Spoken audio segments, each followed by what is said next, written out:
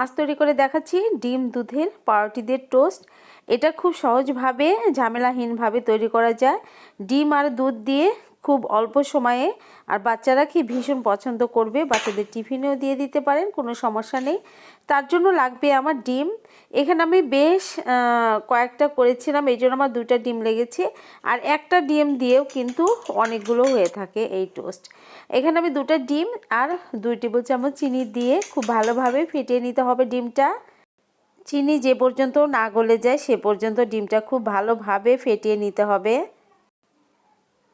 এই তো চিনিটা প্রায় গলে গেছে। এখন একটু ভ্যানিলা এসেন্সটা দিয়ে দিচ্ছি। এখানে আপনারা দারচিনি গুঁড়া বা সাদা এলাচের গুঁড়া দিয়ে ফ্লেভারটা আনতে পারেন। এখানে আমি ভ্যানিলা এসেন্সটা দিয়েছি। দিয়ে এবার 2 টেবিল চামচের মতো এখানে দুধ দিয়েছি। দুধ দিয়ে আবারও ভালোভাবে ফেটিয়ে নিয়েছি। অনেকটা সময় ধরে কিন্তু ফেটিয়ে নিলাম এটা। এবার এখানে আমি 4 পিস ব্রেড নিয়েছি।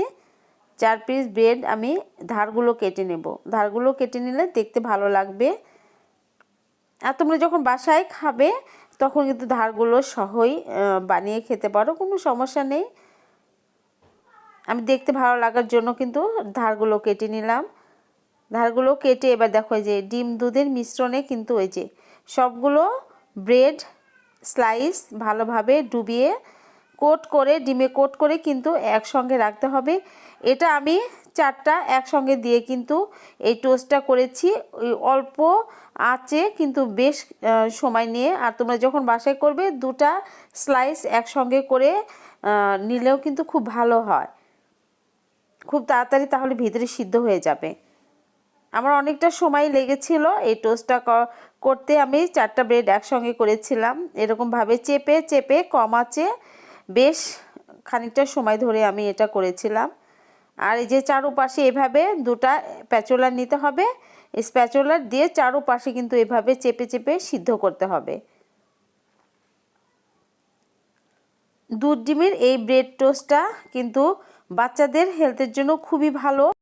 এখানে প্রোটিনও আছে, কার্বোহাইড্রেটও আছে, ফুল মিল্ক এটা বলা চলে। এটা বাচ্চাদের টিফিনে খুব বাচ্চারা পছন্দ করে খেয়ে নেবে, বা তোমরা লাঞ্চ বক্সেও কিন্তু দিয়ে দিতে পারো। বড়দের শরীরের জন্য কিন্তু খুব ভালো, খুব ইজি বানানো, কিন্তু খেতে অসম্ভব মজা।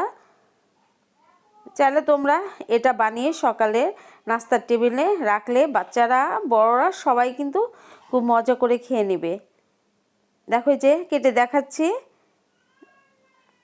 কতটা সুন্দর, কতটা সফট, ভিতরে কিন্তু একদম সিদ্ধ হয়ে গেছে। তোমরা চাইলে 2টা বা 3টা ব্রেড একসঙ্গে করেও বানাতে পারো, এত মোটা না করলেও চলবে।